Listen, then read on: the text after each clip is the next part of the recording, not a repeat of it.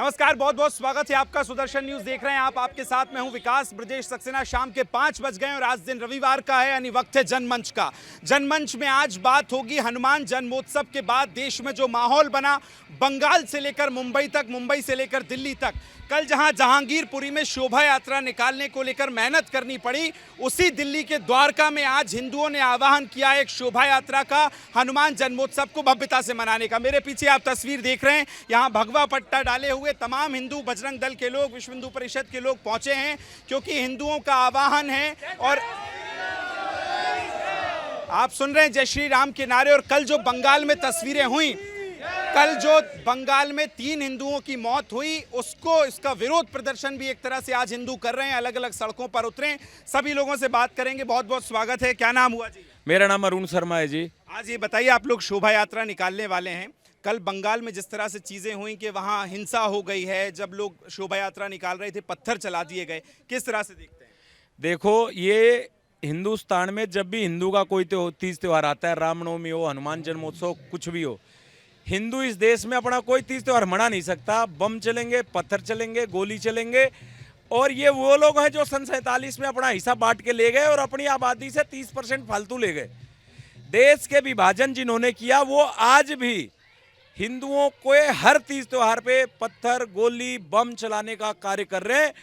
और ये उन राज्यों में जहां ज़्यादा है, जहां राष्ट्र विरोधी सरकारें हैं, जहां राष्ट्र विरोधी सरकारें, वहां उनके हौसले ज़्यादा बुलंद हैं। ऐसी स्थितियां क्यों है कि हिंदुओं को अपने ही त्योहार मनाने के लिए परमिशन लेनी पड़ती है, सशर्त त्योहार मनाने पड़ते हैं? देखिए, सबसे पहली बात, हिंदुओं को जो पीछे से बैकग्राउंड मिला हुआ है कि सबका साथ सबका विकास, और हिंदू मुस्लिम सिख ईसाई आपस में है, सब भाई भाई, सब प्रेम बात करें, है ना। मजहब नहीं सिखाता आपस में बात करना।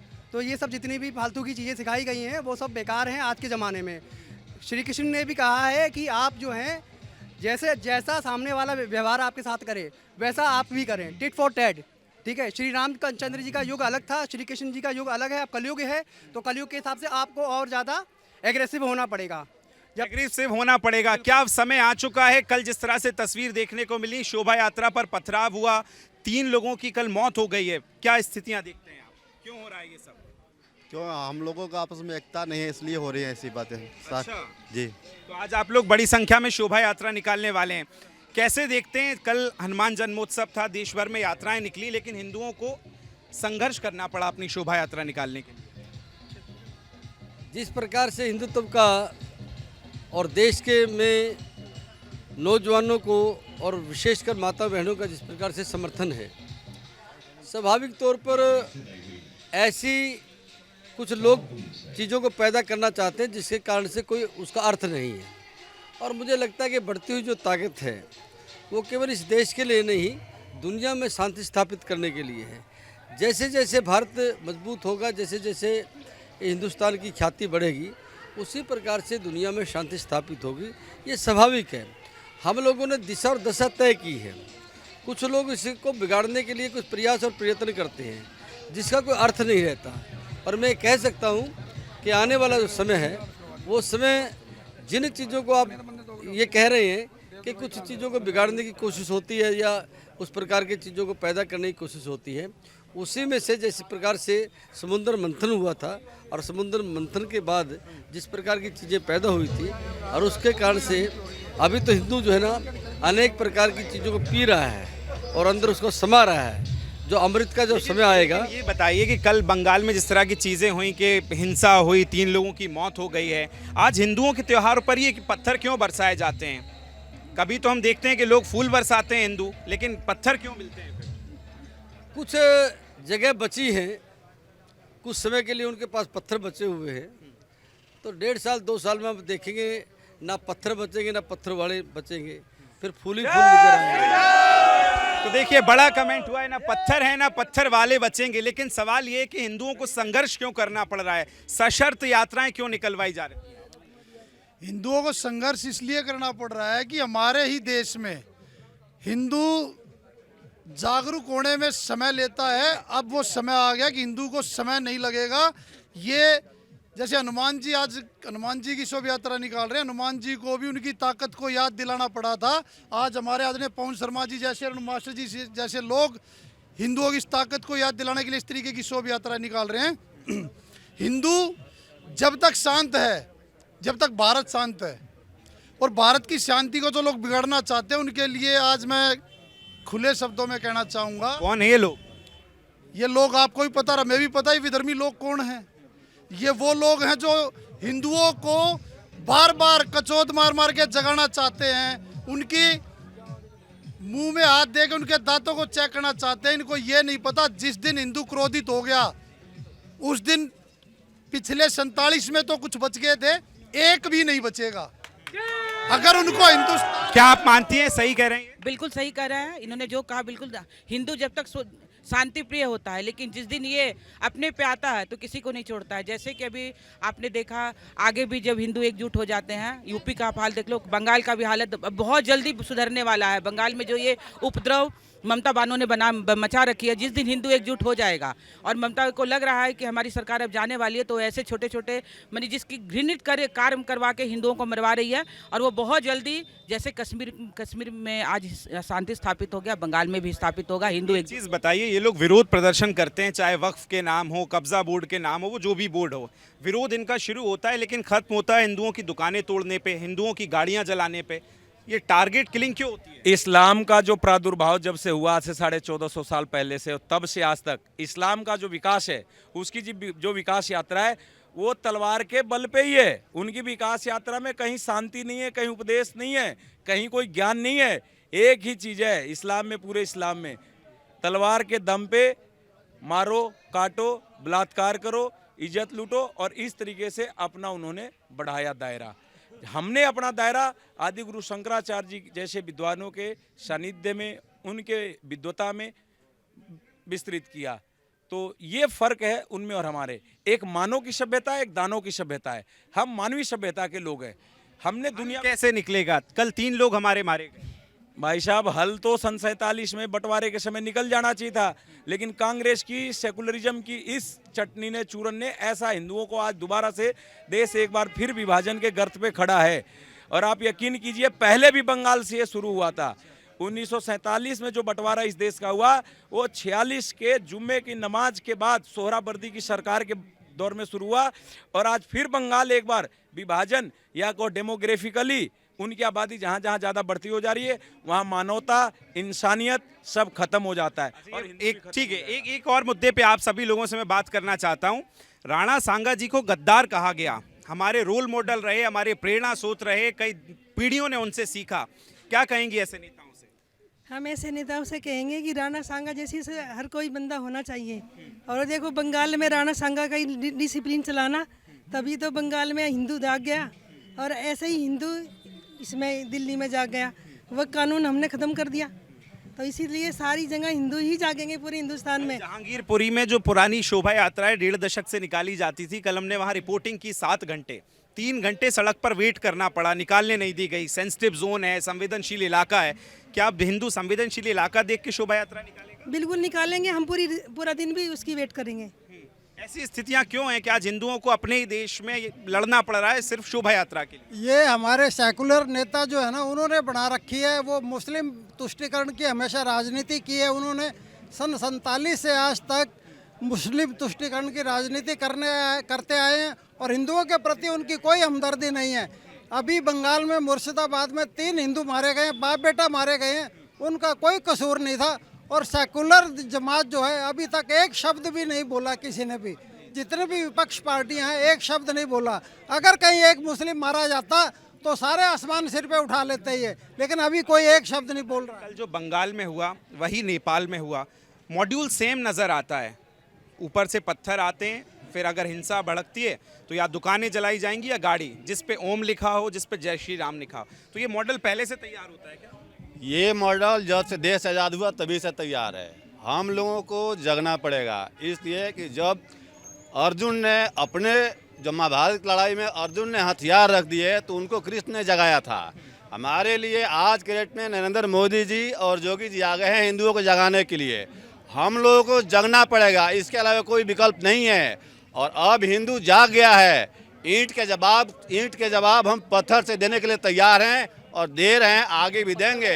ये छोटा मोटा एक क्या हुआ? पत्थर का जवाब बुलडोजर से दिया जाएगा। योगी बाबा जिंदाबाद, और योगी जी सही तरीके से दे रहे हैं। पब्लिक देगी।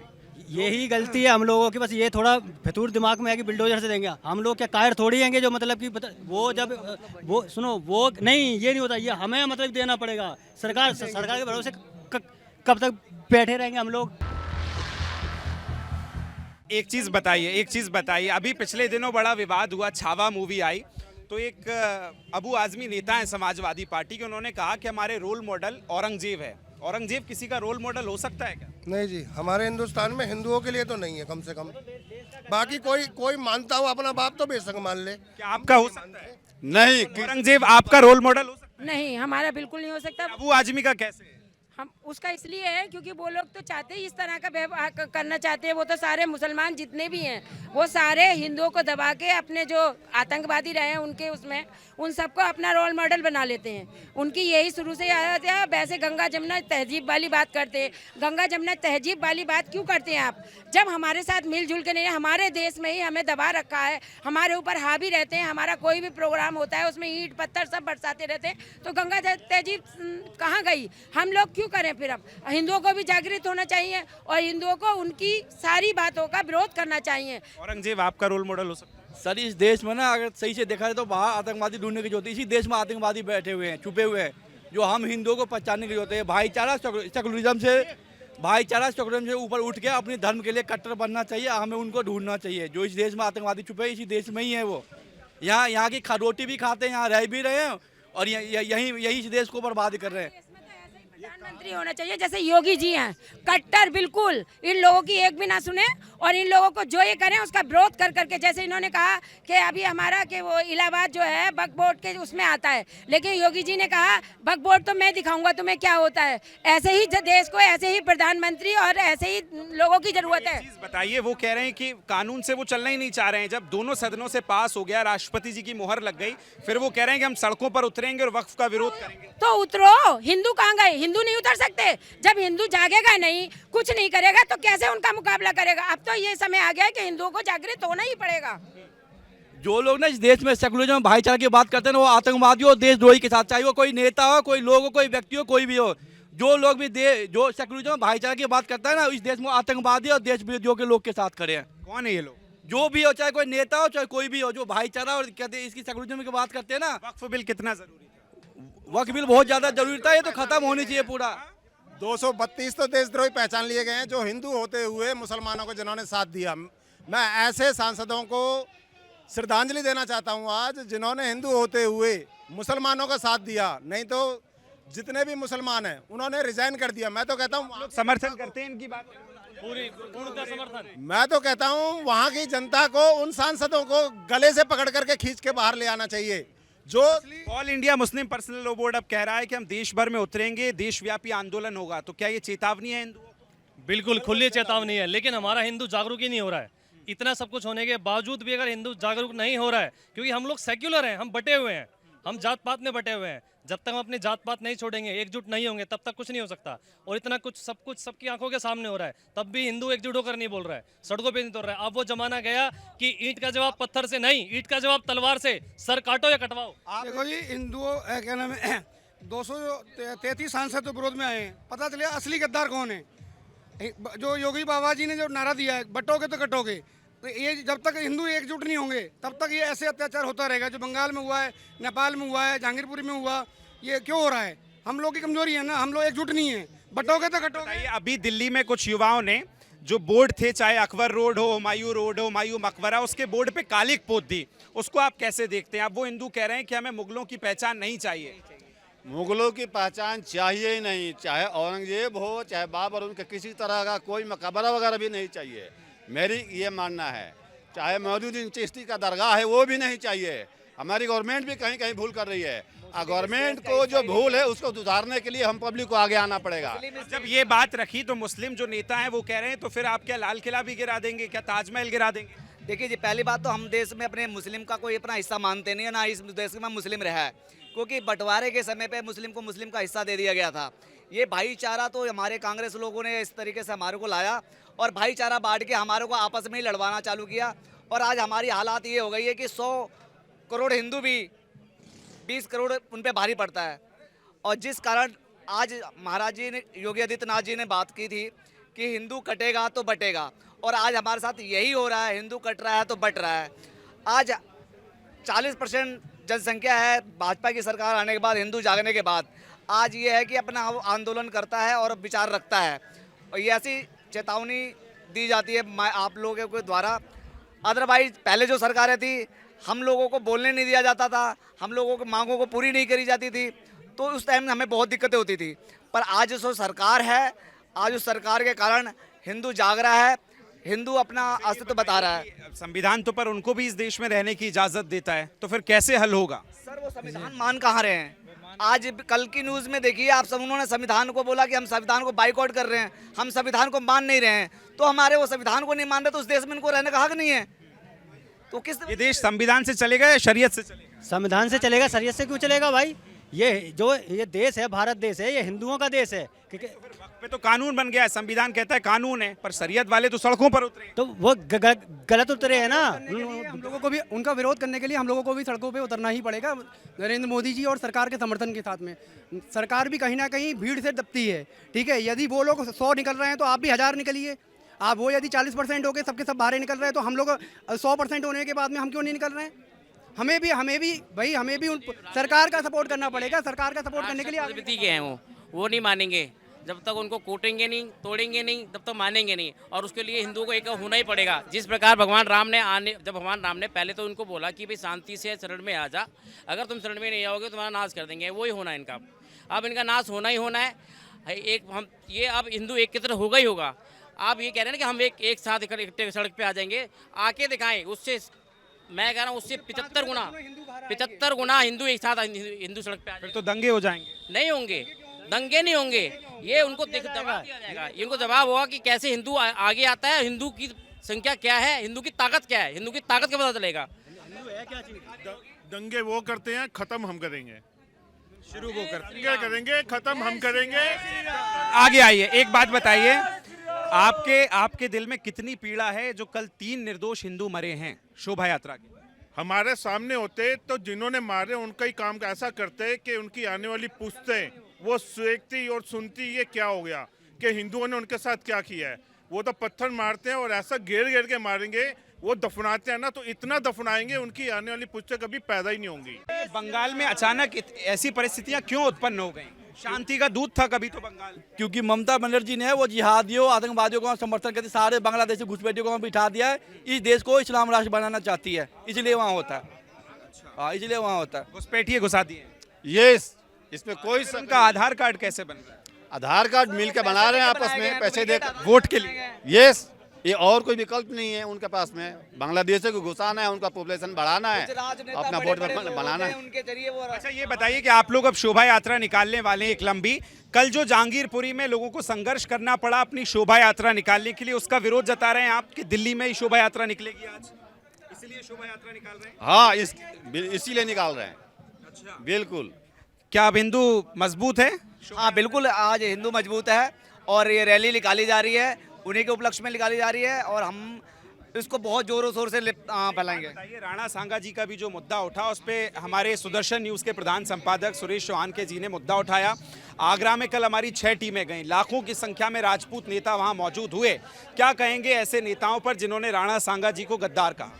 वो जो जिस तरह के जितने भी नेता अपने देश में ना, सारे गद्दार देशद्रोही है। उनका मंशा यही कि ये देश आतंकवादियों का हो जाए, वो अपनी बस फायदा लेके अपना दूसरे देश भाग जाए, यहाँ सब मरते रहे, ये देश बर्बाद हो जाए। टेस्ट कराना चाहिए, जो ऐसे नेता हैं उनका डीएनए भी टेस्ट कराना चाहिए कि वो उस देश के हैं कि नहीं है, या किसी और धर्म के हैं या क्या नहीं है।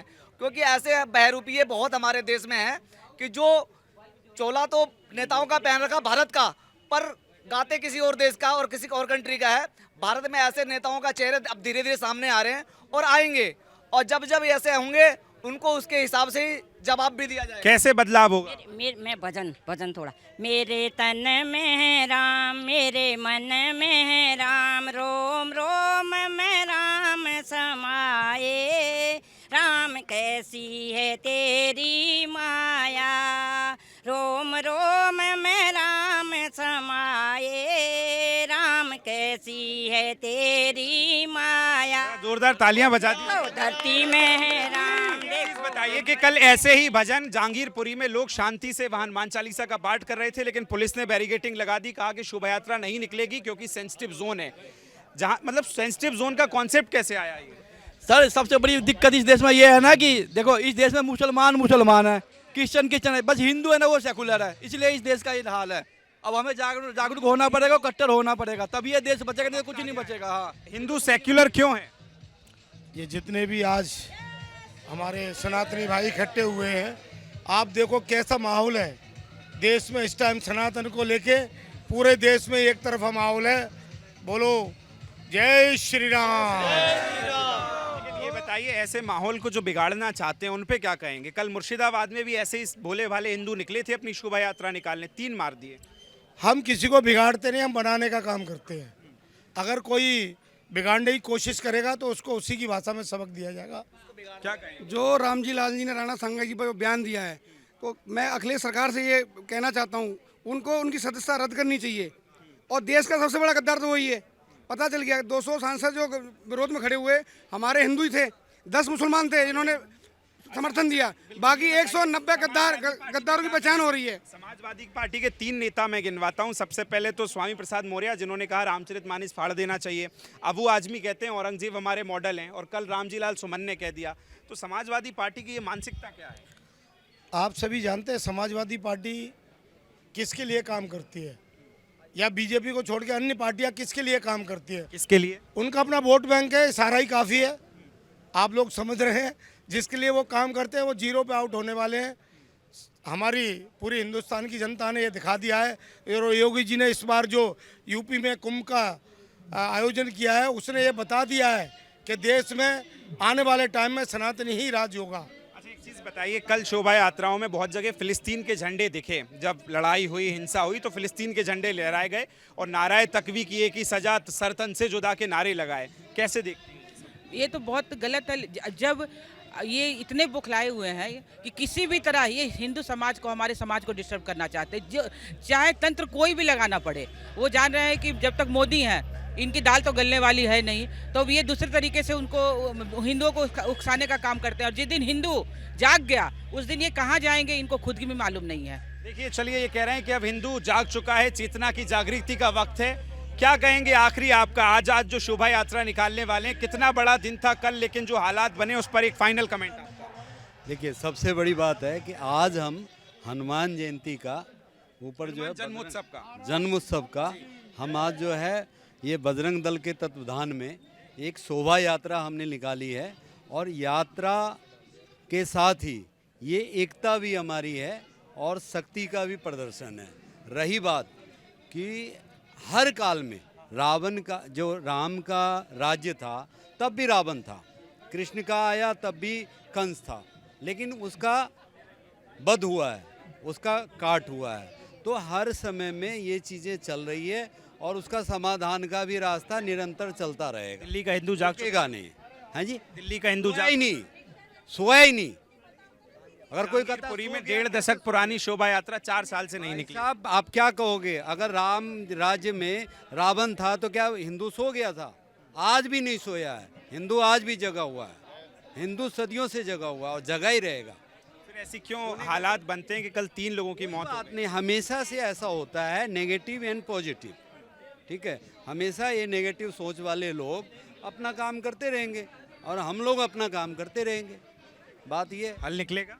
बिल्कुल हल निकला हुआ है। चलिए, हल निकला ऑन द नोट सवाल यही है कि हल कैसे निकलेगा? फाइनल कमेंट आपका, क्या बात है? आप शोभा यात्रा में आए? हाँ, शोभा यात्रा में आए हैं। क्या कहेंगे? आज शोभा यात्रा निकल रही है, जगह जगह हनुमान जन्मोत्सव मनाया जा रहा है। इसी बात से हिंदुस्तान में जो अपने संस्कृति है भारतीय, वो जिंदाबाद रहेगी। जिंदाबाद रहेगी।